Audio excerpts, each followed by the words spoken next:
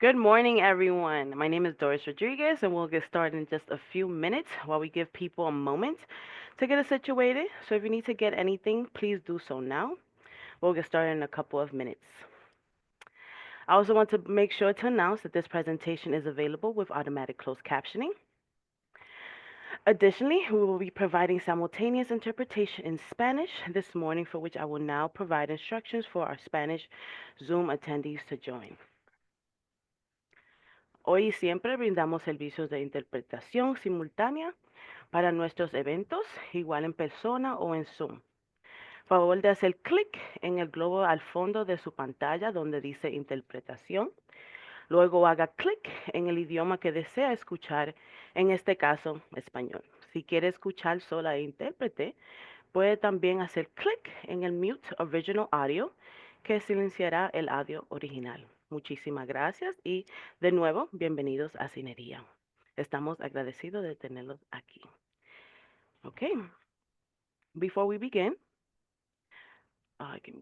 before we begin, I want to let you know that we are broadcasting today's events live on our Facebook page, and I want to give a warm welcome to those joining us there.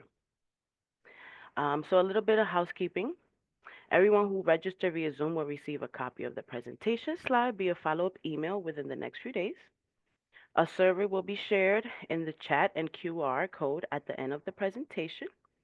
We will have time at the end of the presentation for Q&A, and we encourage questions at any time. However, please remember this is a public forum and we're being broadcasted on Facebook.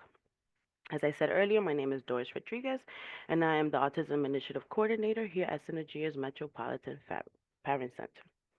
A few words about Synergia's Autism Initiative. The Autism Initiative project is funded by a grant from the New York City Council under its Autism Initiative.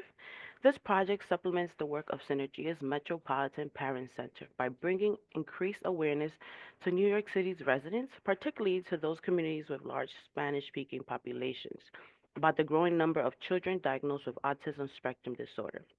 A strong outreach component targets families of children with suspected or known diagnostics of autism spectrum disorder who are not receiving appropriate educational health and other related services. The initiative will link them to other services and supports that meet the individual's needs of the children and their families. I want to thank you all for joining us. We are glad that you chose to be here with us today. Before we get into it, I would like to introduce our presenter today. I want to welcome Ms. Rima Izquierdo, the trainer and developer here at the Metropolitan Parent Center at Synergia. So glad you can join us today, Rima. Um, we have so many questions, so I'll let you get to it. For those joining us after the presenter concludes their presentation, we will have a question and answer session. So if you're joining us via Facebook Live, if you have questions, please place them in the comment section. I will hand it over to you, Rima. Thank you. Thank you, and good morning, everybody. Great to be here today. We're going to be talking about understanding the IEP. So first, who is Synergia? And Doris did a wonderful job of letting you know. So I'll just briefly overview. And if you want to screenshot this image so that you can see all of the wonderful things that the Parent Center offers and how to get in contact with the Parent Center, you can just take a screenshot now. So Synergia is a multicultural agency that services families in New York City with disabilities or having individuals with disabilities. And we have our Metropolitan Parent Center, which focuses on families who have children 0 to 26 with a disability or suspected disability and providing training and workshops, different courses. And under the Parent Center, we have our Autism Initiative, which provides training to parents of children with autism spectrum disorder or suspected disorder, including an arts and social skills program. And again, we're one of 3 federally funded parent centers, and you can see the 3 parent centers and Long Island. So if again you want a screenshot, and then you can contact any of us, or you can contact us regarding the arts or social skills program, which registration is actually open for. All right, moving on. So our agenda, we're going to learn today what is the IEP. how to prepare for the meeting, how to be informed and active in participating, how you monitor your progress, understanding timelines. There definitely are timelines, when you can request a meeting, and your rights to due process. So, what is an IEP? IEP is an acronym, stands for Individualized Education Program, and this is a written document, well typed, but it's written out and it's legally binding. So whatever that document says is exactly what has to be done the way that it's written. And this document is for students 5 to 21, well, now 22, who are eligible for special education. And eligibility is under IDEA, which is the federal law that governs special education. And this is what ensures our rights. This document is, again, legally binding. Please remember that. And it is created by a team that includes you, the parents. The parents are the most important members of this team next to the student who can participate when it's appropriate. But we'll talk about that in a moment. It's again a legal agreement, and the agreement is between the school district and the parents. It's not the school itself, it's not the principal, it's the school district. And the school district is the representative of the state. And so this is a legally binding agreement with the district and the parents outlining this program that students need to access their education. And this document, this program, describes what services will be provided to meet the student's unique needs. Again, it's individualized, so everything is specific to what the student needs to participate in their general education curriculum and the reasons. So you also need the justification for why they need these services. Now, needs can range from academics, right? Like needing educational help within the classroom, for example. They can be cognitive, where we may have students that need more support and need their academics modified so that they can be able to understand and access it. It could be behavioral.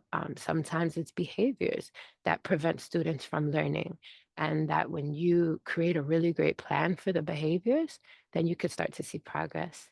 And the needs can also range from physical, emotional, social, communicative, and functional life skills, also sometimes called adaptive living skills. The document also says what personnel, what employees, what people, human resources and services are going to be provided to meet to make this program work, to implement everything that is in this plan. And also says the obligations necessary to provide this specially designed instruction for the student.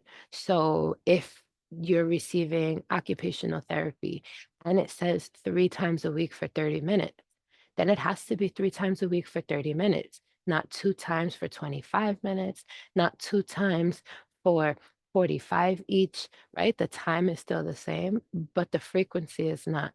You have to have whatever is written in the IEP delivered the way that it says.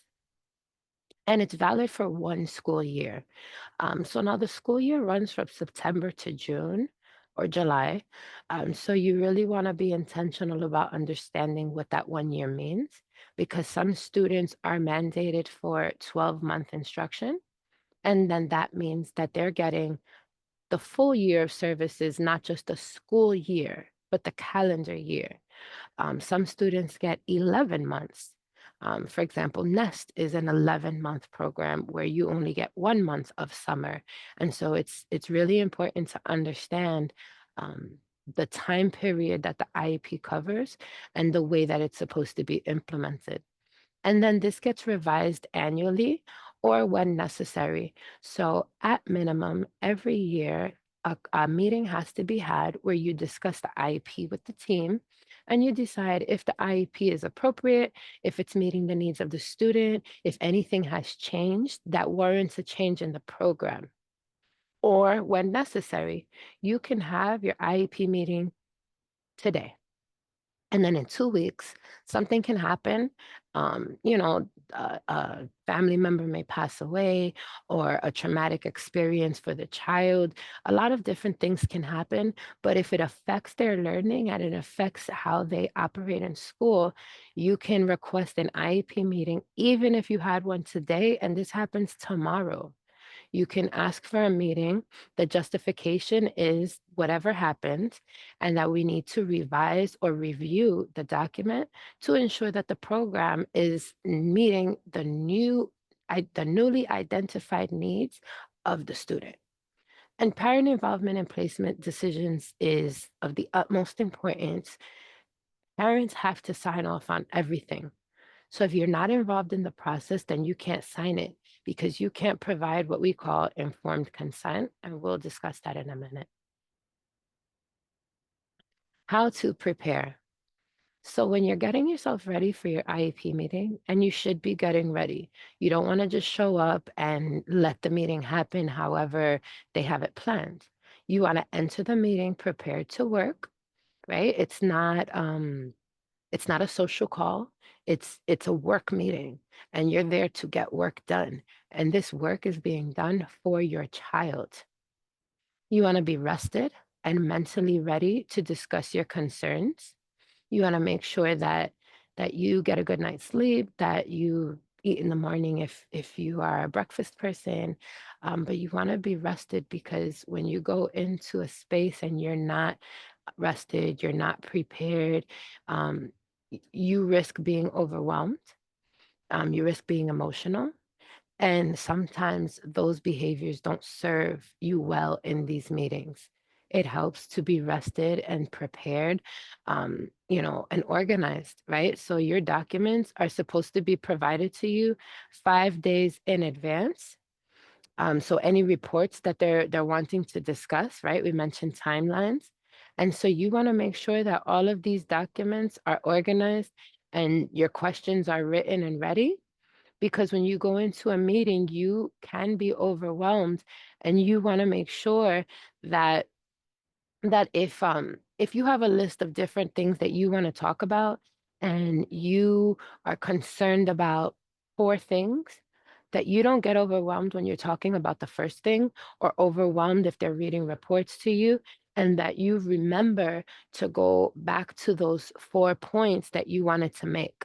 It's really helpful if you create an agenda for your meeting that the team can follow, that you can add their concerns as well, so that everybody now understands that we have this many things that we need to discuss, and that the meeting, if we only have an hour, that we have to plan enough time to talk about each item, and that if there's not enough time for each item, that we provide, we maybe ask for a different time, or we ask for more time, or maybe a separate meeting, maybe 2 meetings, right? But something that allows you the time and the space to address the concerns that you have regarding your child. Because again, you don't want to not say it, and then the next meeting is in a year. And that you have things that your student really needs support with, but they're not getting support with because they never were discussed in the meeting. So, and again, having documents organized and your questions written, it's not just, you know, the just your questions or just your agenda, but if there's reports and you have concerns with the way that the reports are written, or you have questions about what's in the reports, or the report tells you data and you don't see that happening at home, that you have to ask, well, how did you arrive at this, um, you know, statement? What evidence shows that this is what my child's doing? Sometimes they say they're doing more than you see, or less, right? Maybe you feel like your child does more at home when you're doing homework. These are questions that you need to be prepared to discuss in the IEP meeting. You also can bring a trusted family member or friend to help you take notes, or even if you want to have them speak on your child's behalf, or if they happen to, be well versed in special education, they can support you as an advocate. You also have the option of requesting a parent member, and that the information for the parent member, you can ask your school. You have to give them 72 hours minimum notice so that they can request someone from Central. But also on the last, probably within the last 3 pages of the IEP, there's information on how you can connect with a parent member. So you can do either, but let your school know. And there is a process for getting you somebody if you don't have a trusted family member or friend that can fill this role for you. But it's your right to bring whoever you want. They cannot tell you that you can't bring someone. But it is a best practice to let them know that you are going to bring someone, but it is not mandatory. You do not have to let them know in advance, but it is a best practice. If an evaluation or document is to be discussed at the meeting, parents should have this document before the meeting. And as I just mentioned, it's 5 days.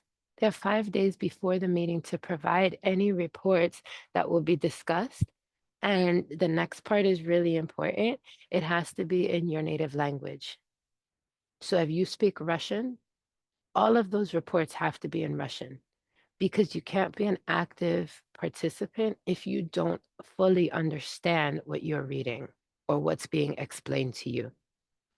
And if your child is an English language learner, you have the right to have an interpreter present. You also have the right to receive your education documents translated to your native language. Again, um, if your student is an English language learner, but also if you don't speak English, you have the right to have an interpreter and to have all of the education documents translated to your native language before the meeting. So if they're unable to get your documents translated, then move the day of the meeting. And if they are out of compliance, that's not your concern because your concern is your child. They know a year before the meeting when the next date the meeting has to happen. It's more than enough time to ensure that any family that needs translated documents or an interpreter to be requested can be done so. And you want to be responsible families and remind them, right? You need to monitor your timelines. So if you know your IEP is coming up in January and it's November and we're about to go into December and there's 2 holiday breaks, reach out to your teacher, reach out to your principal, reach out to your assistant principal, your IEP coordinator, your parent coordinator, let them know. Hey, my meeting's coming up. I need these documents translated. Can you please let them know to put in the requests now so that everything can be done on time? Now, the reports have to be written before they do this, but this is going to help them to plan a timeline to get everything done and be compliant. But it's really up to us to make sure that we're holding the system accountable for the timelines that the law mandates they follow. Who is part of this IEP process, right? Who's on this team? Who's involved? So the IEP team is made up of you, right? The parent. As mentioned, the parent or legal guardian is the most important member of this team because you're the ones that signed the document. And without that signature, they can't do anything. Nothing can happen without the consent of the parent and the child. The child really is probably the most important person, except their children, right? So we advocate for them. So we are the most important person by extension of the child. And then when it's appropriate, you want to bring your child and give them the opportunity to participate in the IEP meeting. If they're the ones that have to go through all of the services and supports throughout the day, then it's beneficial to know how that makes them feel and how they think we can improve. And it's not to say that we won't have the case where some students are like, I just don't want to do this. I don't like math. And that's typical. And that's great because that is exactly what typically developing children say and do. And we still make our case and we explain and we get support from the school, but you want to involve your child if possible. Even if your student is non-speaking, You can bring them to the meeting. You can plan to talk about certain things. You can have a teacher create a picture board so that if there's a choice of something, that we can involve the student in the choice. There are many ways to differentiate what involvement looks like for our students, and our teachers should really be experts at differentiating to ensure that all of our students are able to actively participate in all aspects of their education. And the school-based support team are also obviously members and involved in the process.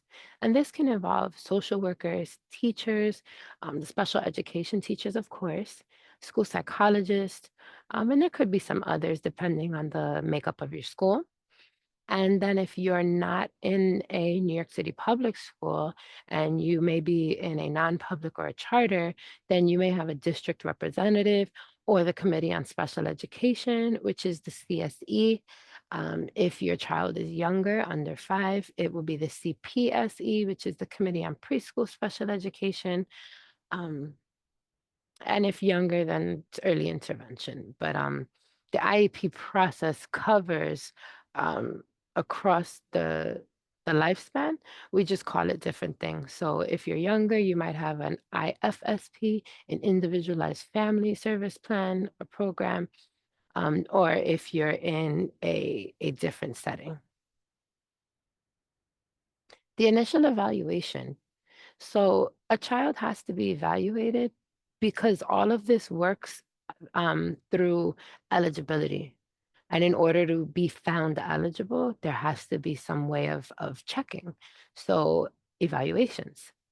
So a child has to be evaluated in all areas of suspected disability, which means that if you have concerns about their speaking and communication, if you have concerns about they have trouble tying their shoes, they have trouble holding a pencil, if your child has difficulty transitioning throughout the day to new activities, these are all areas of suspected disability that should be evaluated.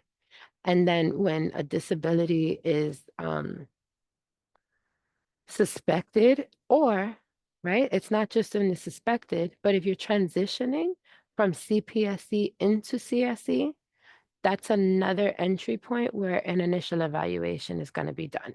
So even if your child was only in CPSE for 1 year, they're still going to do a new set of evaluations to go into CSE. And parents have to provide, again, this is really important that we keep mentioning is consent. But it's not just consent to say yes, it's informed consent. You have to know what you're signing. They have to explain it to you. And then after explaining and understanding in your native language, if necessary, then you can provide consent because now it's informed. And this has to happen for all evaluations and any initial services. So, for example, if your student is already receiving special education services and you feel that, my child's in 5th grade now and they've had some difficulty writing, which was age appropriate because they were younger, but now they're older and their handwriting is still ineligible, illegible, excuse me. And or it's still really small, or it's still really big, or the spacing is just not right. These are new concerns. And so you put your concerns in writing to request an evaluation, or the school can identify it and say, hey, we noticed this and we want to do this evaluation. You have to provide consent. And then if you if you provide your consent, they do the eval and say, oh, you know what? Your student does need whatever support, let's say occupational therapy to support with the handwriting. Now you have you're going to have an initial service because maybe your student is not receiving occupational therapy. And so you have to provide informed consent, not just for the evaluation that they just did, but if they recommend a new service, you have to provide informed consent for the new service as well. So again, they can't remove or add services or evaluate without informing you and getting your informed consent. It is inconsistent with the law to do so. and against you, it's a violation of your parent rights under IDEA, which is the federal law, Individuals with Disabilities Education Act, which governs special education. And schools must obtain informed parental consent. Parental, they can't ask your student, and your student consents, and that's it, before special education and related services are initially provided. Everything is before. It's not the day it starts. It's not the day after it starts. It is in advance of anything starting. Are there timelines? Absolutely. There's a timeline for everything, whether we know it or not. So again, IDEA, I want you all to remember, because IDEA is really important, and a lot of people fought for us to have those rights. So IDEA establishes a 60-day timeline from parents' consent for evaluation and the determination of eligibility. Again, you have to be eligible, and IDEA dictates what that criteria is to be eligible and the special needs of the child. Um, so timeline, right? So 60 days. What does that mean? So from the day you say, I have a concern, again, has to be in writing. Um, One point I really want everyone to leave with is that if it's not in writing, it's not real.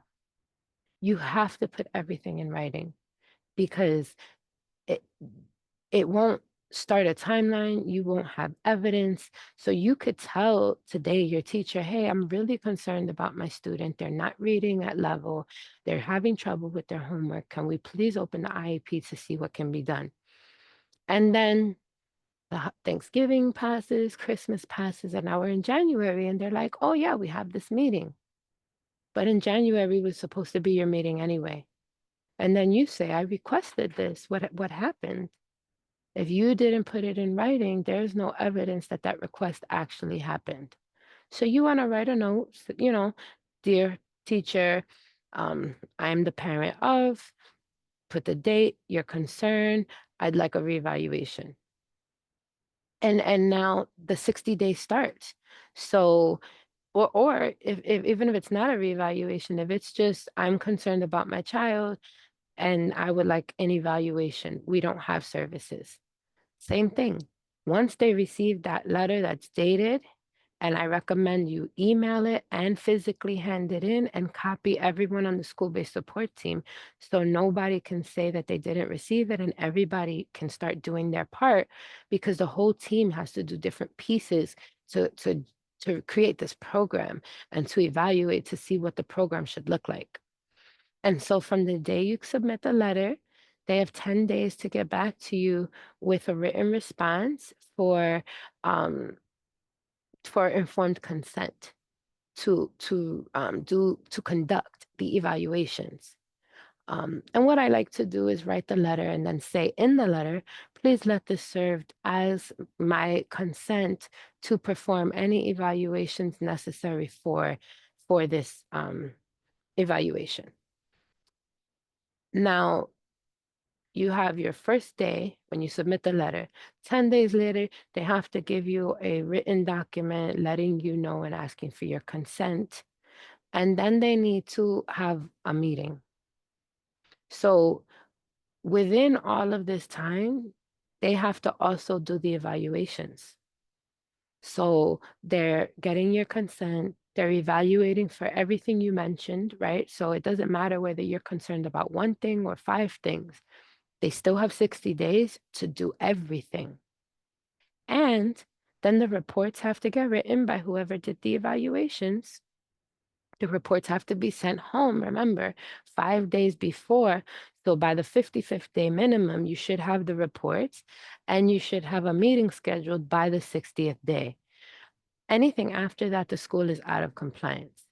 Now, when you're scheduled for that meeting, they're going to talk about all of the things that were assessed for the child.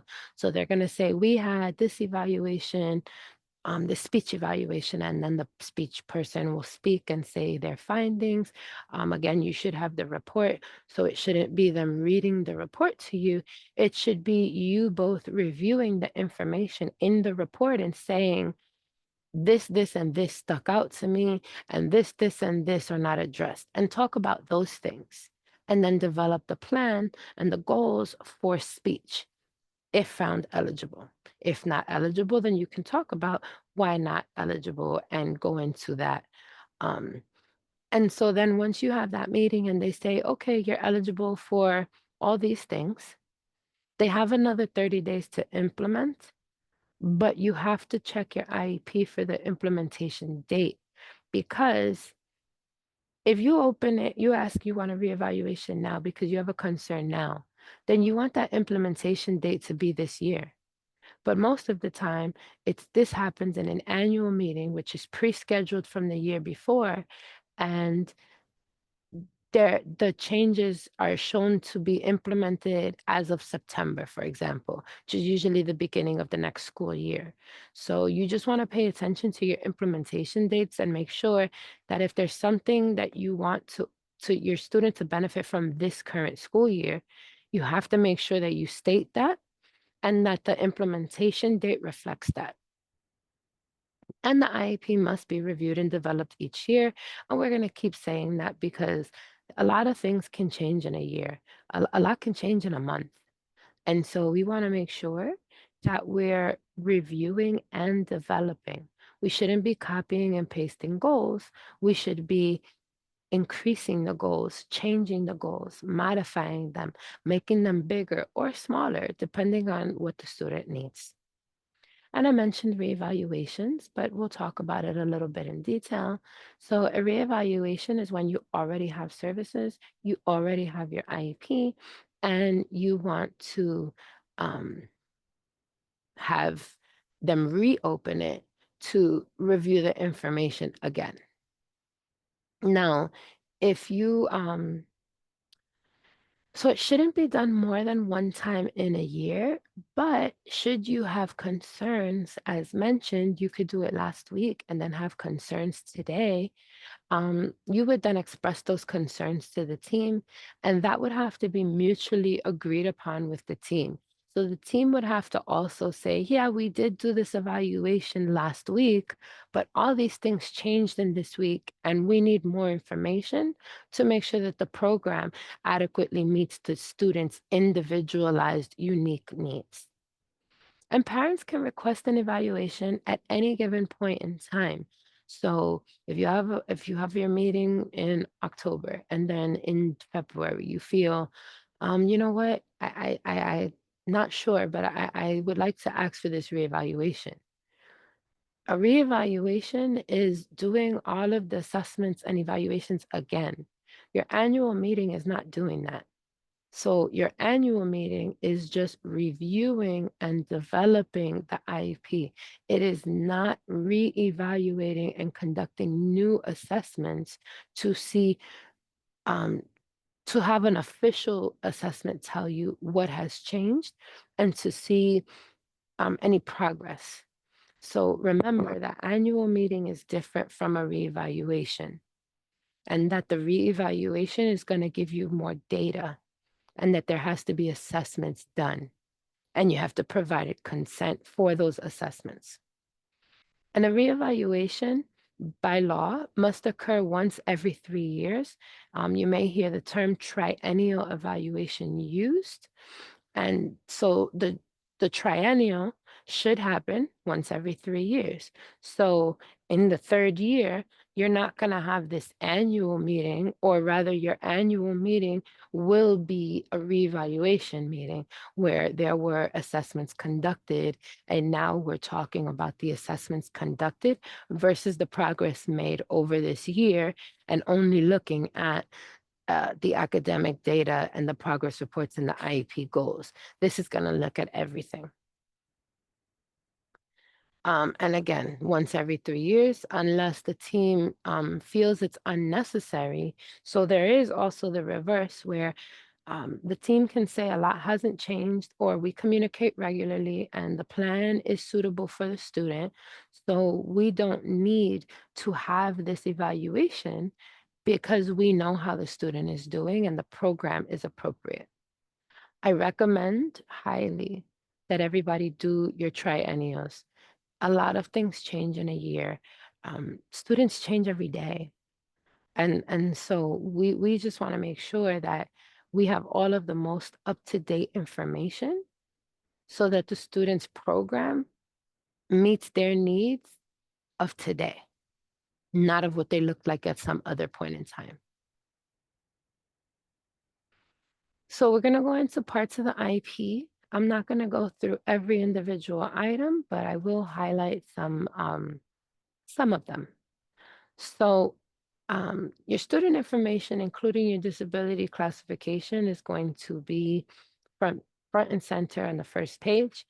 And again, remember that classification doesn't equal a medical diagnosis.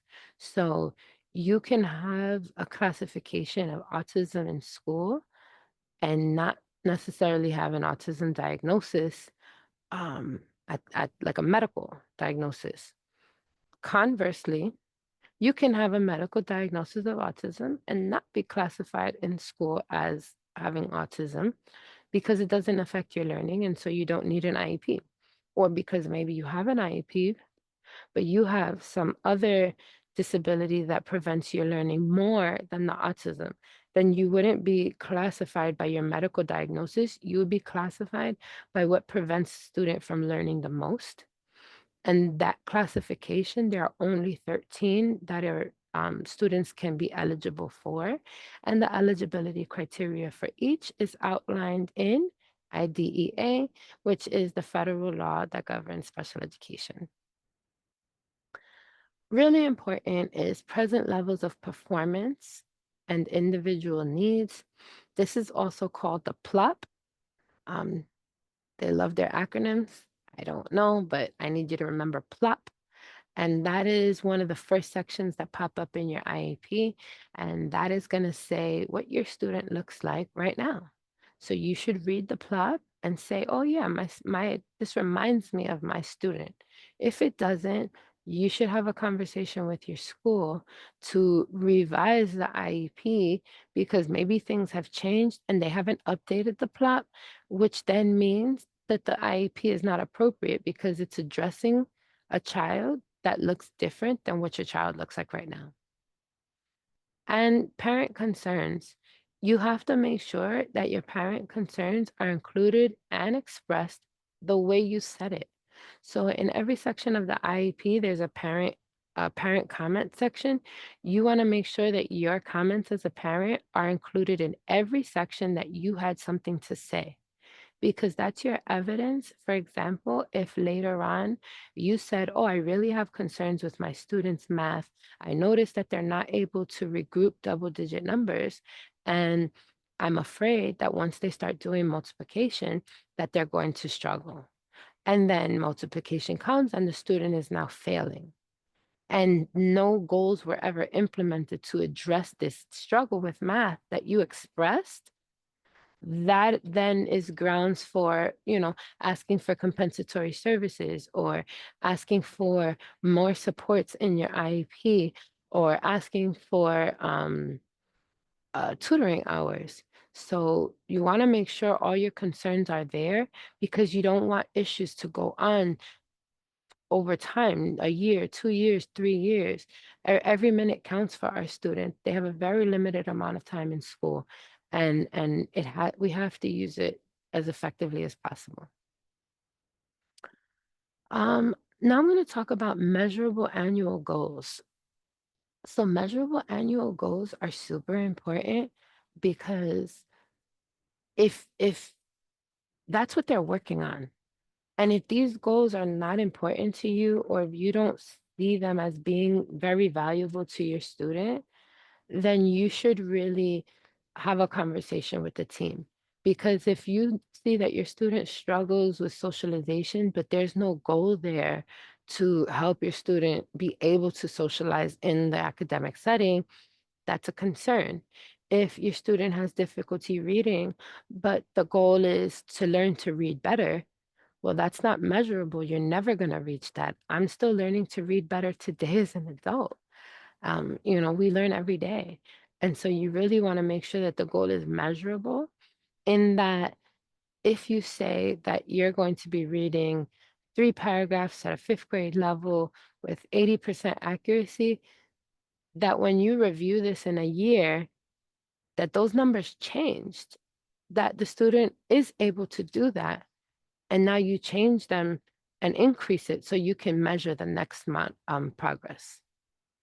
And I won't talk about reporting progress to parents because it's exactly what I just said, except it's not just that the school is collecting this data and waiting till the report card, but they have to share this with you quarterly. So there should be parent-teacher meetings, and there should be IEP progress reports as well as the academic ones. And it'll say that in your IEP. It'll say progress report 1, 2, 3. You want to make sure that you're getting all this information because again, you cannot be an active and meaningful participant to support your child if you don't understand what they are learning, what they know, what they don't know, how they're able to learn, and what they're doing to help your kids get there. Another important section already, I spoke about 12-month service. Um, so you want to just watch out for 10-month, 12-month, um, the strange 11-month in between. Um, so testing accommodations, um, we have another training on our YouTube that does go into testing accommodations under placement. But in general, these would be things like extended test time or a calculator or a separate test location, maybe taking the test over a few days, and which is called, I think it's multiple day administration. They're all specified in the program that they build your IEP in. But you want to talk about these accommodations because if they're not on the IEP, then they don't have to do it. If it's not written, it's not real. So you want to make sure that if your student needs a testing accommodation and the teacher's providing it, but it's not on the IEP, that you tell them, no, I need it on the IEP. Because when they go to the next class or the next teacher, that person does not have to do it and they may not do it. And they won't know to do it. Maybe they want to help, but they read the IEP and they go by the IEP. So if it's not written there, they're not going to know that that's a support that that student really needs and benefits from. We're going to talk about special transportation a bit later, but again, we have a whole two whole presentations on that on YouTube. Should you want to review everything about transportation? One more important one I will say is coordinated set of transition activities. And again, this falls into our transition workshops, which we have on YouTube. But coordinated set of transition activities when your students are older, transition age in New York is 15, although you can start the building the process and talking about it as early as 12. But the process is officially starting at 15. And so in the coordinated set of transition activities, you want to make sure that there are goals there to prepare your student for life after high school. So if you're working towards vocation and your student needs to be able to do certain things independently or to learn certain skills, then you want to make sure that there is a coordinated set of transition activities that are actively working towards these goals. A lot of our students with disabilities need a lot more time to learn things that everyone else learns at a much faster pace. So building these goals into the program really supports students having more time to meet these goals and for us to be available to build the support for these goals and make sure that they're goals that they can meet. What are annual goals? So annual goals are measurable, again, measurable, very important, statements that identify what knowledge, skills, and or behaviors a student is reasonably expected to have by the end of the school year. Reasonably. So we're not going to expect a 5-year-old to sit down and test for 2 hours. That's not reasonable. But we can ask a 5-year-old to take a quiz for 20 minutes and maybe a 2-minute break in between. That may be reasonable. Um, or but you need to look at the student also. It's not just what's reasonable for the age or the grade, but also what's individually reasonable for the student. And this must meet the student's needs as identified in the plop, as mentioned, is the present levels of performance. Again, please remember plop. You'll impress your IEP team if you go and you say, what does the plop say? And again, this section is to be aligned with those goals. So your plop is going to say, this is what the student needs. This is what they look like right now. And this is what has shown to help. And then the goal should say that this is the goal of the student using this because of that. And all that information comes from the plot. And it is important to know that you need to understand your child's goals. And the space to really do that is in your parent teacher conferences and your IEP meetings, or if you have parent counseling, which is also on most of our IEPs. So you can utilize this parent counseling, parent teacher conferences, or IEP prep time, right? Sometimes teachers reach out before the IEP meeting to just discuss certain things. This is the time for you to ask your questions. Now, you will be provided with progress reports, and again, you should get both, one for the academics, your, math, English, science, and then you should get one for your IEP goals, where it's like speech, OT, counseling, or you have IEP goals that are specific to the the classes, which we'll talk about on the next slide. But during your parent-teacher conferences, this is where you want to ask about the progress report. So if they're showing you information, well, where did you get this information from? How is my student doing on tests? Do they test well? How's the homework? Do they finish their classwork? Oh, because I'm experiencing this difficulty doing homework. And then the teacher says, yeah, I'm seeing the same thing in class. Why didn't they ever say anything? Because now you can both talk and figure out together what can you do to help this student with this issue that you knew that you now have identified. And then how do we add this to the IEP program so that every person after you is able to meet this child where they are? What are measurable goals? So measurable means that you can count or observe the result, right? It's you have to see the change. You have to say that we're going to do this and then see, are we actually doing this?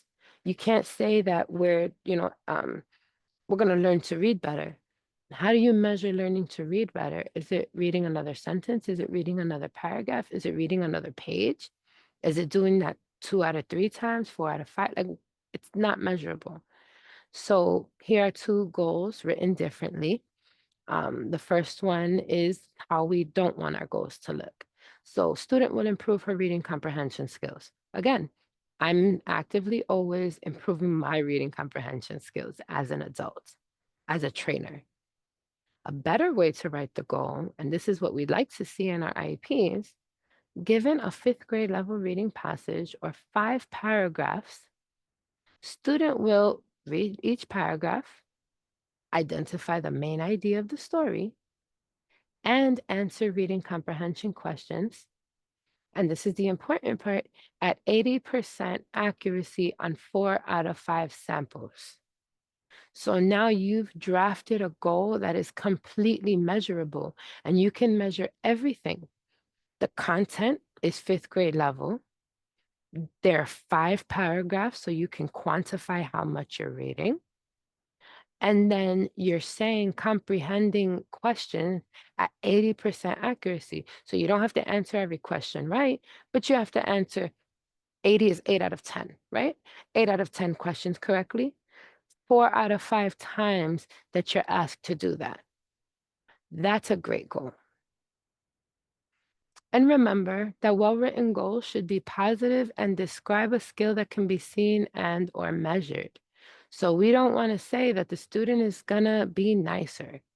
You can't measure nicer. You don't know what does that mean? What does that look like? And then positive. You don't want to state a goal that we want a child to stop failing math. That's not positive. That's not supportive of anyone. But we do want a student to start being able to add two-digit numbers 4 out of 5 times when adding, right? Or change it to multiplying. And you can change it to whatever are trying to measure, but that it should be written in a way to that we're saying that we want to see the student increase this here. We don't want to focus on writing it in the negative. You want to always frame it in a building way where we're building up. And you want to make sure that your team speaks that way too. Language matters. And especially when your students are 12 and over and they might be participating in these IEP meetings, that you want to make sure that the team is speaking in a way that they understand that the student is sitting there absorbing what they're saying, regardless of the level of function of a student. Because all of our students, you know, can feel how someone is towards them. And and and I feel our students are even more in tune with that. So you have to make sure that we are constantly checking the team and making sure that they are using positive language, measurable goals, and student focused. Annual goals shouldn't be vague, right? So we talked about not saying that we're going to read better, but on what material, how many times, with how many paragraphs, over how many tries. And that's really how these goals should be framed. Well-written goals really support the rest of the IEP team to know your child's progress, because some of these goals are crossover, right? Literacy goals, when you're talking about reading and reading comprehension, we have word problems in math. It matters. So having really intentional, well thought out, well written goals can help other teachers use data from other courses to help drive their plan. And we use an acronym in English, and I apologize, my Spanish speakers, it does not translate well, and the letters are not the same. Um, but we're gonna go with it in English. So they're called SMART goals, SMART. And this is for specific, right? You want to make sure that the goal is not, we're going to read better, but we're going to read fifth grade passages and we're going to read 5 paragraphs and we're going to do this good, 80% fluency 4 out of 5 times, which is also measurable. So specific and measurable really go together. Um, because when you're making it specific, it also is making it measurable. And then attainable. Like we said, we want to do something that is something that can be reasonably expected for that child to do. You don't want the goals to be out of reach, because then what's the point? And results oriented. So you want to make sure that you see change, that you can monitor that progress. That's what results oriented means, is that you can see and measure the progress. So if you have a student that is getting consistently C's and D's in math, SMART goals should result in a grade change. You should eventually see that students' grades going up if their goals are appropriate. Again, and if your child is not making progress, you need to look into your goals, because they may not be appropriate goals. And if they're appropriate goals, then you have to look into the implementation of the IEP, because if we're saying that doing all these things is going to help the kid get to where they need to be, then we need to be able to measure that progress and see the grades trending in that direction, or whatever you're measuring, behavior, speech, etc. And results oriented, as mentioned, you have to see the change. That if you are having goals that you can attain that are reasonable, then you should start to see that increase in performance. And time bound. Everything is for 1 year, we just mentioned, right? And we have progress reports at least quarterly. So you can review those goals, and you should be quarterly. But if you see 6 months down the line that you've met the goal, then change it. But time bound is typically that's within the year that the IEP is implemented for. Is my child progressing? So again, we've been talking a lot about progress, and really we need to make sure that our kids are progressing. That's the whole point of school, is we send them there to learn. So parents need to be aware of some key factors that have a positive impact in determining progress.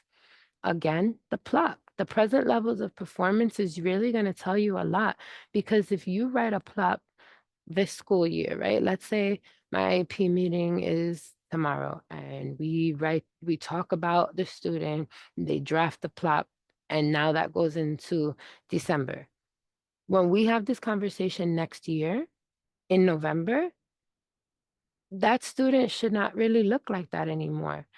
There should be minor changes where they're trending upwards. Um, and again, there are some situations for students that need more support where you may you might have a really good IEP. And so you don't see a lot of change because the student is performing at their baseline, which is, or not even baseline, that they're just performing well. So students may now be reaching their grade level and they are performing consistently. That's acceptable, because then every year there would be slight increase to appropriate, right? So if you're in third grade doing third grade content, that in fourth grade you'd be meeting the fourth grade standards. And so that's the only time where like you see that incremental change. Um, that's not a lot of difference, is also when you finally have the right supports in place.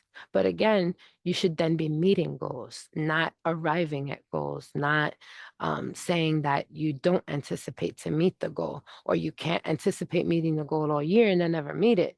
Then you have to adjust it a bit. And so appropriate and measurable goals and objectives, we talked a whole lot about. Let's talk about effective instruction methods and continuous monitor of progress. So now we talked about the progress, but this is all the time. So it's not just when you have this teacher conference. It's also in between when you're picking up your student every day and it's like, hey, how's it going in class today? How's homework? And if you're not picking up your students, many of our students get bused. There are different communication apps. All staff have school emails as well as UFT emails, or um, if they have like an organizational email from the actual school you attend. If you're in New York City Public Schools, they all have a schools account provided by Central. But there are many different ways. There's a phone, right? You could call the school, you can request a meeting, but there are different ways of staying in contact with your staff and your school to just check in. How's my kids getting up in class? Like, are they able to sit longer through the lesson? Do they have to use the bathroom all the time? Are they in the hallways? Like, these are a lot of important questions, particularly the older your students get. Now, going back to effective instruction, this is really important because all students learn differently. All people learn differently.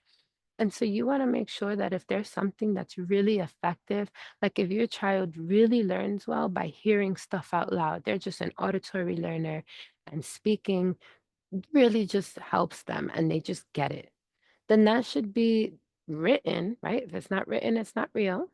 It should be written in the IEP. It should say that this student needs this to access their education. And that should also lead the accommodations for testing. And that can look differently, the instruction method, but this really depends on your evaluations and then your progress monitoring. Because if you're monitoring progress and the teachers are telling you, yeah, I noticed your student is struggling with this, then you go back to, all right, well, how is the instruction being delivered and how can we modify or accommodate for the student to be able to understand it better? Sometimes it's a matter of presenting the material digitally on a device versus giving them a paper. And we'll talk a little bit about assistive technology and devices in a minute. And just remember, progress can be corroborated by multiple sources.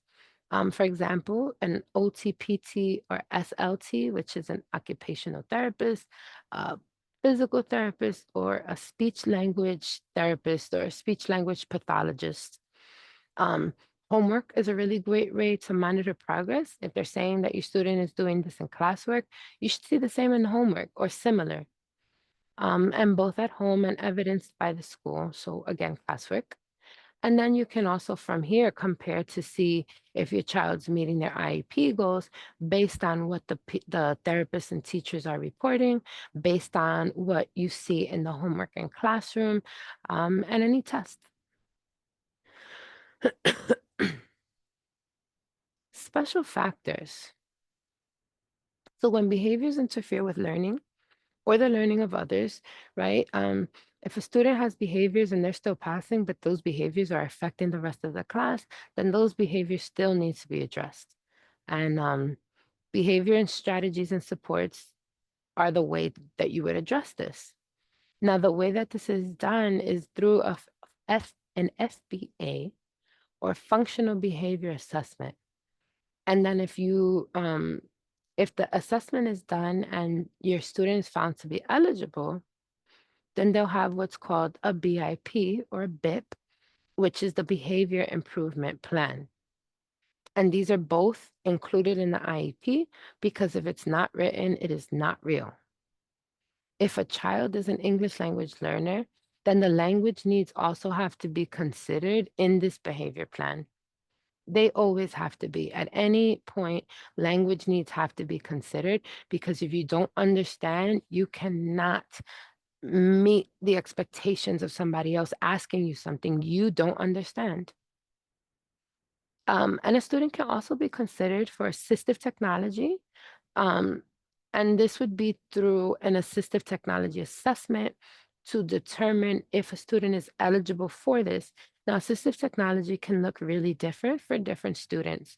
So, a student that is non speaking may have a communication device that speaks for them.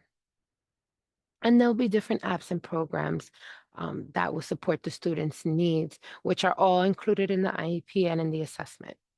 Or, for example, there are other devices that help with instruction for reading and writing. There are applications that support with math. There's a application that gives you just grid paper for students that in math have difficulty spacing their numbers, leading to wrong answers and errors or mistakes in the process of answering higher order questions. So you may have to do long division, but if you don't line up your numbers properly when you're subtracting, it's not going to work, even if you understand the whole process. So there are many different um, assistive technology devices, tools, and resources to help students.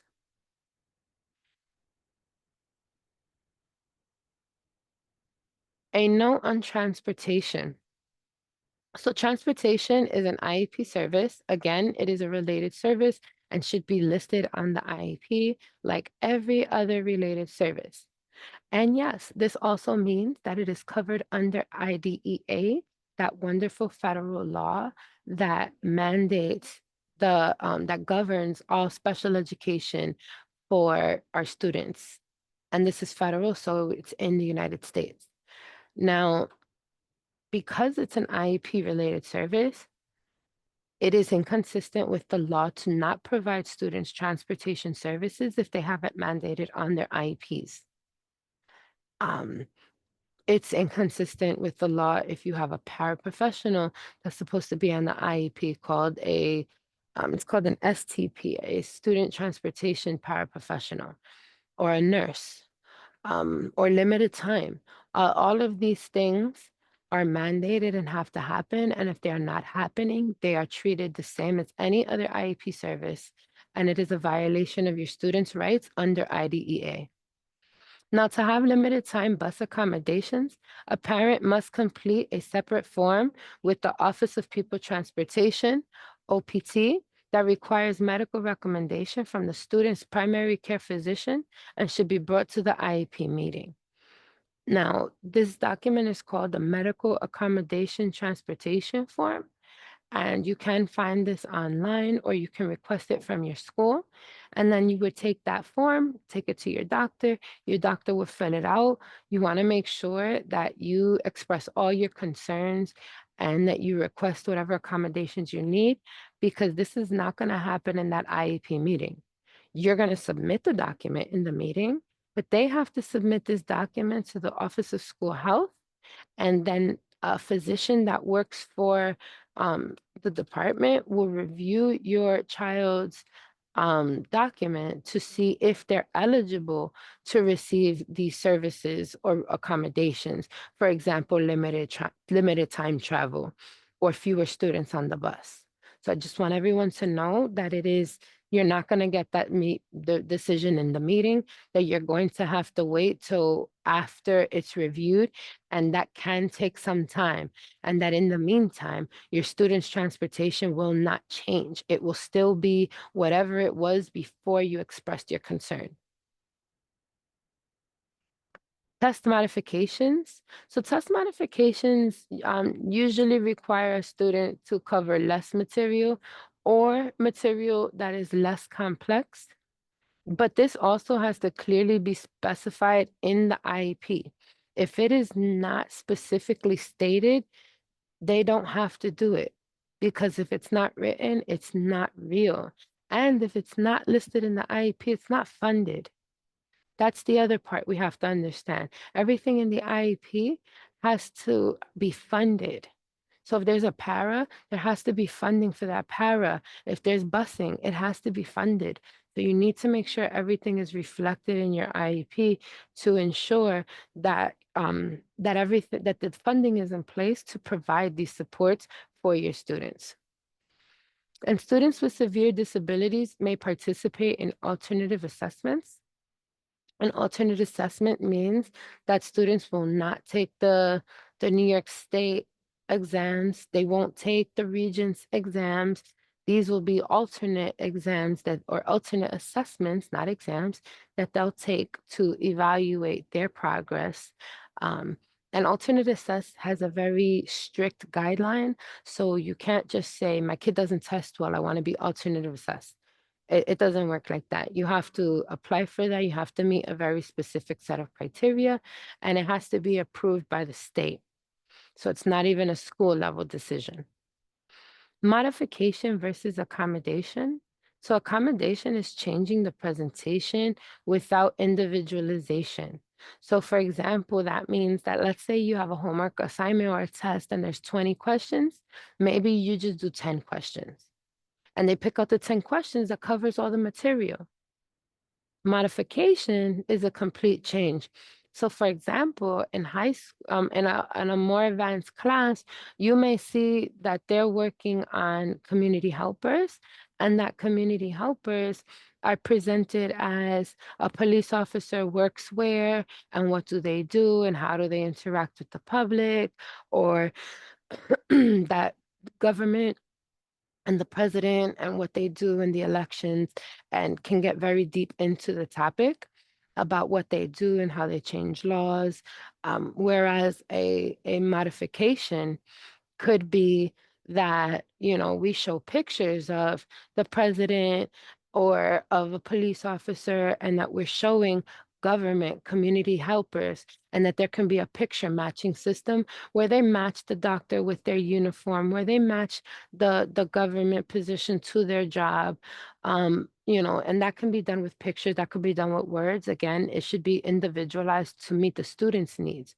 So you want the work to be rigorous for the student and challenging, but also accessible for them and reasonable. And accommodations are included in the IEP as well. And that can include breaks, double time, a reader or calculator, so someone can read the test out loud, or they can have a calculator for certain sections of a math exam. But these are different accommodations that can be requested on the IEP. After the IEP meeting, you will receive a copy of the document and you will review it carefully. Any discrepancy from what was presented should be communicated in writing, because if it's not in writing, it's not real. When you get that IEP, you should sit down and schedule yourself an hour or two to read every line of it. And if you need to read page by page over a few days, then do that and just focus on that one page or that one section. But you have to check. I've seen where a student has a behavior plan, student has a crisis para, student has all these things, and the IEP has checked off no, that the student doesn't need the plan. And that's just, teachers rushing because all the other documents are in the IEP. So you really want to make sure that you're reading this, because if that goes to the next teacher, they can remove your student's para. And then you have to go through the process all over again because you signed the document. So you signed that it was okay, that you approved. You gave informed consent without informing yourself. You want to review the IEP throughout the year to ensure it is meeting the needs of your child. It should be reviewed at least once per year to determine if there are any changes, right? And if there are changes, whether or not the annual goals have been achieved or if you need to revise them. So if you see that there was a change and the reading level jumped up, and now this annual goal for reading has been met, well, now we have to change the goal because the student has now mastered this piece that we were discussing. So how do we now take the next step? Right? We don't want to remove anything because the student met their goal.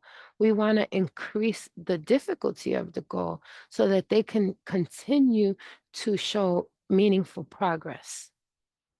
And it's important because meaningful progress is the language of IDEA, of the law, that if your student is not making meaningful progress, then you're that is inconsistent with the law as well, because the whole purpose of school is to make meaningful progress. So for everyone out there that maybe you have a student that um, that doesn't have as many needs, that doesn't require intense support, but has a disability, they still have to make meaningful progress as well. So just because your student has a disability and struggles, let's say behaviorally, but is performing at grade level or over grade level, you can have a third grader performing at a fifth grade level. They can't stay at that fifth grade level till they get to fifth grade because that's not meaningful progress for them. So your IEP should be increasing that student's goals over the grade level because their baseline is over grade level. They need to make meaningful progress for that year for them, not according to the grade and not according to the state standards. We use the state standards as a guide. This is what's supposed to happen.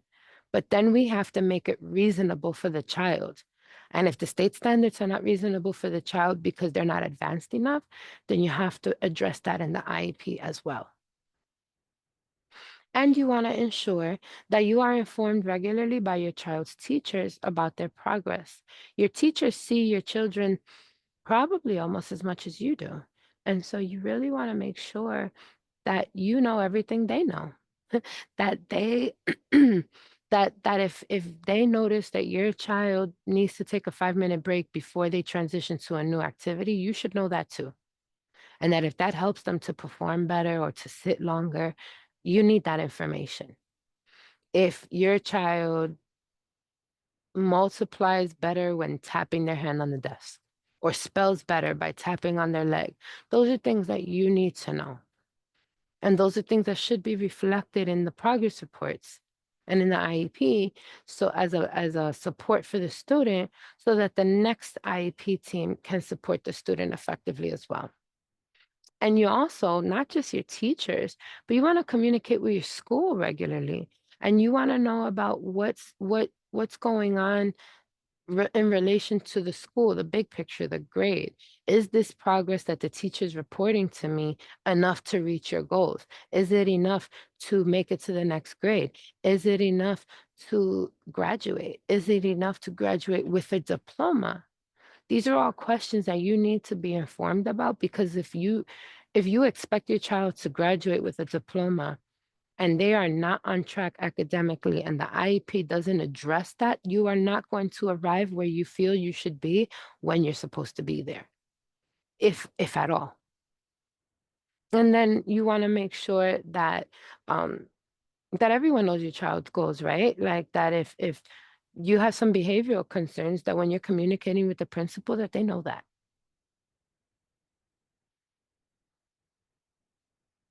And after the meeting, if you have any concerns about the goals or so let's say they've established the goals and you just don't agree with them, or you feel that there's a different goal that really should be the focus more than this one or should be added, then you can request an IEP meeting at any time.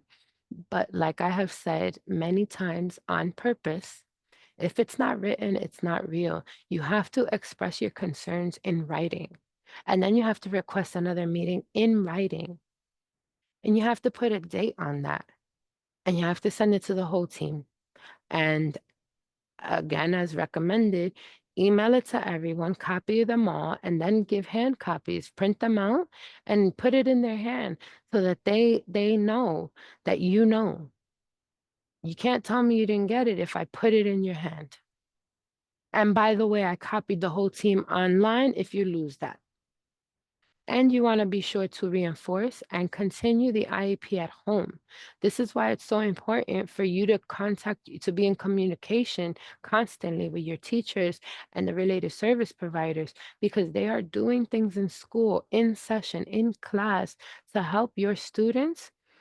And sometimes these things they don't even realize they're doing it, you know, and it could be really simple things like if a student needs a reminder to do work, and maybe it's as simple as just pointing to the paper or picking up the pencil or handing them the pencil, doing some kind of prompt that gets the student ready for that activity. Or related services, sometimes students need to do some stretching exercises with their hands before they move on to like a writing assignment, for example. These are things that you should know. These are things that should come up in the progress reports and in the parent teacher conferences. These are things that they should be calling you, telling you, excited that your student is doing this and that they found a way to help them. um Also, they can provide you with tasks and activities that will help reinforce the objectives. So it's not just helpful to know what they're doing, but sometimes they can give you some small assignments, right? If your student is working on a a paper in occupational therapy so that they can fill out for job readiness, for example, that maybe you want to have a few copies at home so your student can work on that as homework or over the weekend.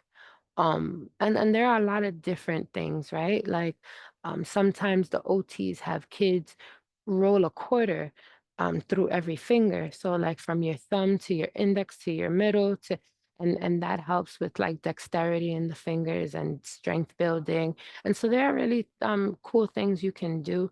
Some of them help kids with sensory concerns, like putty, like sensory putty.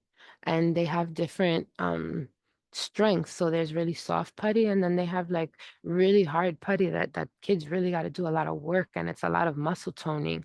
And so these are activities that they do in school that you can reinforce at home.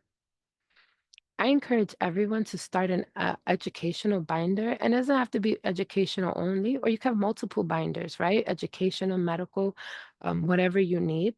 But start a binder to store and track your important documents, because you're going to get a lot of stuff. General education gets a lot of stuff, tests and flyers and forms and report cards and progress reports. But on top of that, with your IEP students, you're going to get evaluations and IEP progress reports and more forms and health forms and asthma forms and medical accommodation forms. And there's so much. You need to keep track of it. The binder's a really great way to do that. And we actually have an awesome binder building training, a workshop on Facebook. So if you go on our Facebook page, you can find that and learn how to build this educational binder to keep track of all your stuff. Keep a calendar of important dates, deadlines, and meetings. I encourage everyone to use your calendars on your phone. So, Apple has a calendar, Google has a calendar, Microsoft has a calendar. use that calendar to program your dates. So then you could just forget about them. And then now you have them and you look through your calendar and everything is highlighted and pops up. And you can even, get real fancy and put colors. So now red is my son, blue is my daughter, green is my appointment. And now you have like a visual picture organized of your day, your week, your month, your year. And because your students rely on you to remember these dates and to show up to these meetings. If you don't, nobody else will. And so I encourage you all. There are YouTube videos in English and Spanish about how to use Google Calendar, Microsoft Calendar. I encourage everyone to learn how to do that so that you can be better for your kids. And remember that you and the school can agree in writing, because if it's not written, it's not real, to make changes to the IEP at any time. So you don't have to wait for the annual meeting. You don't have to wait for the reevaluation. And really quickly, we'll talk about due process rights. So what do you do if you don't agree with the IEP's team recommendations? Again, we have an amazing training on due process and know your rights in English and Spanish on YouTube. So we'll just briefly talk about this. We have mediation, which is an option, and mediation is an informal path where there's a mediator who's not connected to the school or to the family, and the school and the family come, and you write the request for mediation, everything written. And in the request, you say, I want to talk about one, two, and three. You can only discuss whatever's listed in that mediation request. Whatever you do in mediation cannot be used in an impartial hearing. And both sides have to agree. So whatever you can rectify in mediation, it's definitely recommended because it's less formal, it takes less time, and it's just a lot less everything for both parties. Then if that doesn't work, let's say you resolved one or two of the issues, but there's still one that we just don't agree on. You go to an impartial hearing. Impartial hearing is it's very much like catching a case, and there's a lawyer and there's a hearing officer. They're called an IHO, an impartial hearing officer, and that person is is um is in charge. It's not we're equal like mediation. They're in charge, and they are going to make an official determination, and both parties have to respect that determination. It's final. And you have to present all of your evidence before the hearing because you can appeal a hearing, but once you submit your stuff, there's no submitting additional evidence. So everything has to be put in because an appeal will only look at everything that was already given. And I don't have it listed here, but there's also a New York State complaint. You can file a complaint with the New York State Education Department, and you can find that at nicet.gov. And that will outline the process for doing it. And these are violations again under IDEA, which I encourage everybody to learn more about. And we do have a workshop on that too. And then pendency just means stay still. So when you're in the process of mediation or impartial hearing or state complaint, your student will stay where they are with the services that they have until a determination is made if they need more. And then these are just some suggestions, and we did really discuss some of these. Um, Everybody's going to be sent the PowerPoint at the end of the presentation. So I'm not going to go through the suggestions. You'll have that in your email. I want to try to move on to give us time for questions. The one thing I will say out loud is that a translated IEP can and should be provided shortly after the meeting, and all of the reports need to be in your native language. And there are places you can connect with that will include in the email as well. All right, so time for question and answers. I want to thank everybody for allowing me the space to present and be in community with you talking about IEP. So I'll hand the floor back over to Doris. Thank you so much. Alrighty, thank you so much for joining us today. We hope that you enjoyed today's presentation on understanding the IEP. Special thanks to our presenter for leading this webinar on such a great important topic. So, Rima, we do have a couple questions in the chat. Um, or rather, not on the chat, some pre-registration questions. Um, so, can an IEP be modified even if the meeting has already taken place? So we definitely covered that. Yes, it can. The meeting could have happened today. And remember, there's two things in your favor. One is if something changed. If something changed, then you have to have another meeting because something changed and you have to address that in the IEP. But second is informed consent. If you did the IEP and then you came to this workshop today and I just taught you that all these things are inconsistent with the law or are a violation of your rights, or that there are alternatives to consider, or that you could have increased the difficulty of the goal instead of removing a service, then that's not informed consent because you consented and you didn't have all the information. And now that you were given new information, that consent is not valid. So in either case, then you would either A, ask for the IEP to be opened again, reevaluate, or B, you would say that I did not provide informed consent. I was unaware of this. Please open the IEP so that we can rectify ABC. Thank you. Next question. Will there be a chance to review my son's IEP with someone and get questions answered? So as mentioned on our very first, well, technically second slide, and I'll go back to it. We offer one-to-one special education advocacy and support services. So actually, there's a last slide, and this is perfect. So we do offer that one-to-one support. But you have to call intake first because they're going to ask you some questions so that we can open a request in our system and then assign that to whoever is best to support. Sometimes it's just information and referral, and then you may get any team member. Or if it's for this, if it's specifically for special education advocacy, then that would be sent to our specialist, and then they would contact you for whatever you needed. And they could go over the IEP with you. They could go to your meeting with you, support you in figuring out goals or transition. There's a lot of different things that we can support with. But you can call the number on the screen, or you can send an email to either or all of the emails. But the fastest way is to contact intake directly, copy MPC and Autism Initiative, and that way we can track it to make sure that they open it quickly. But yes, we do offer that support. Thank you, Rima. When should transition planning begin and what should it include in it? So that's an entirely different webinar. We have a webinar on transition, and we actually have one coming up. Um, the short answer is that the transition age in New York City is 15. That might actually be New York State.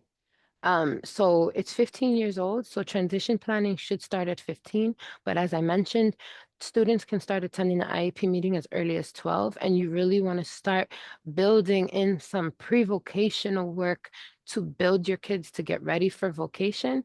But 15 years old is the age where New York State must start transition planning.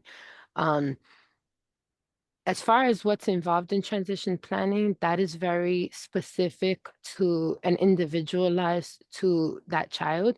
You can look at the end of your IEP because in the back of the IEP is where they start to talk about transition planning and post-secondary college readiness goals.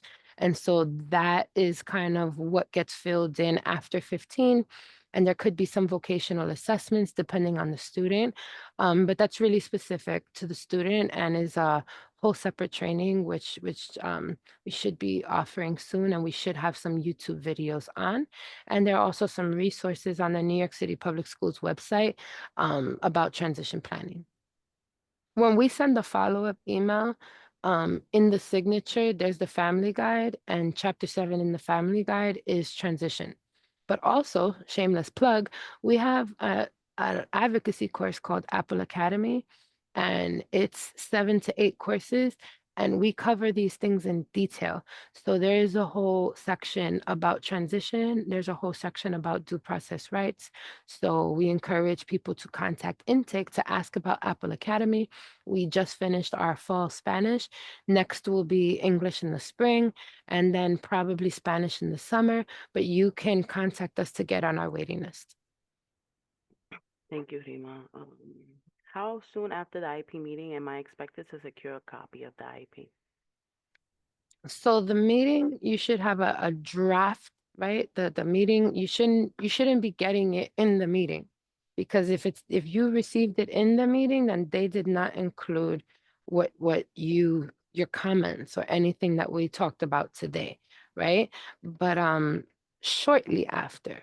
So in theory, you could say that I'll hang out and wait for my new IEP, and they should be able to give it to you after the meeting. And if they can't, then they should be able to give you a timeline by when they should be able to have it. I'm going to say that a week is a good amount of time to give them before it's a bit concerning.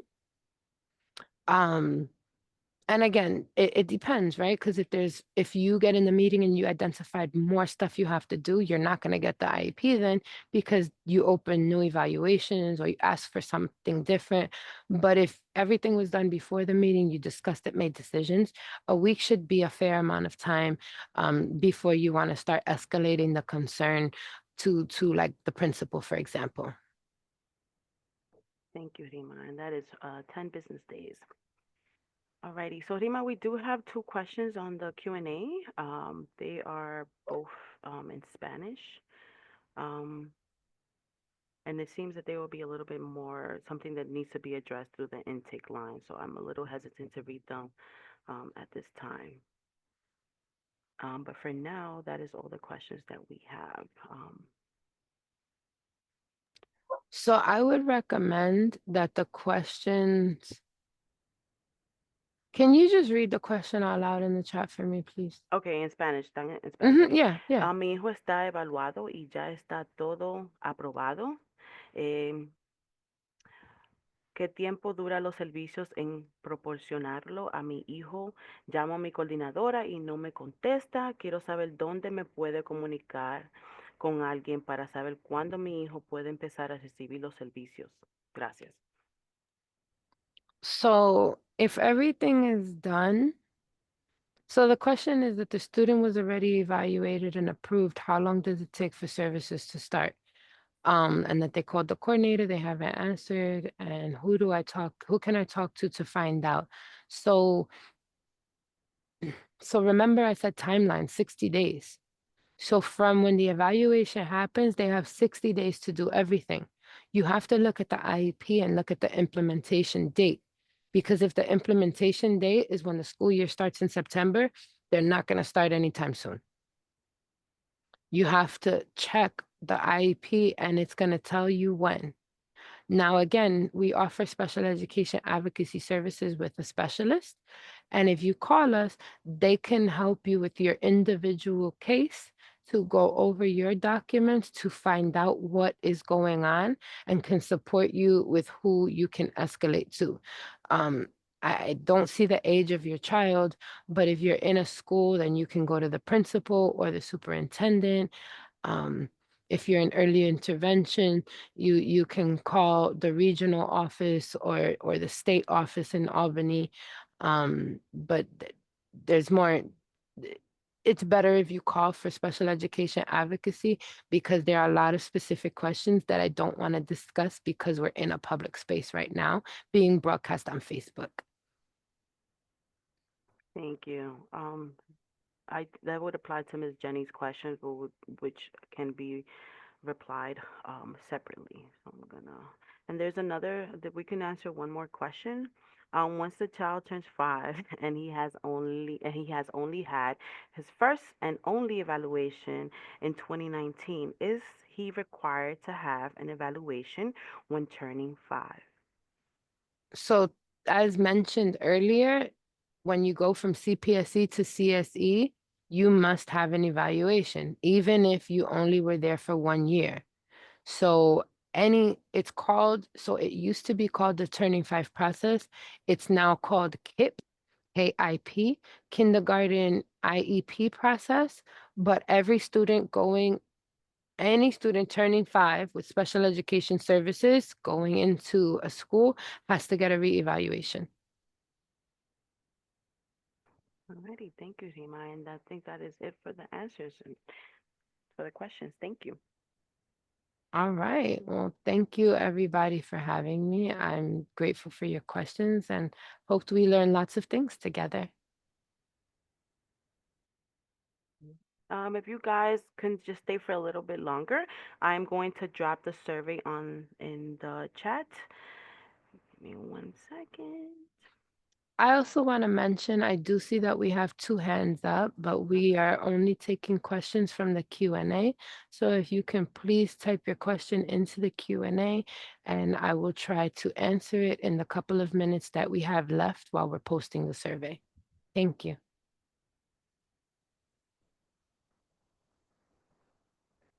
Si se pueden quedar unos más de un minuto, puse la encuesta en el chat. Si pueden tomar un poco de minutos para completarlo, por favor. And thank you, Anna.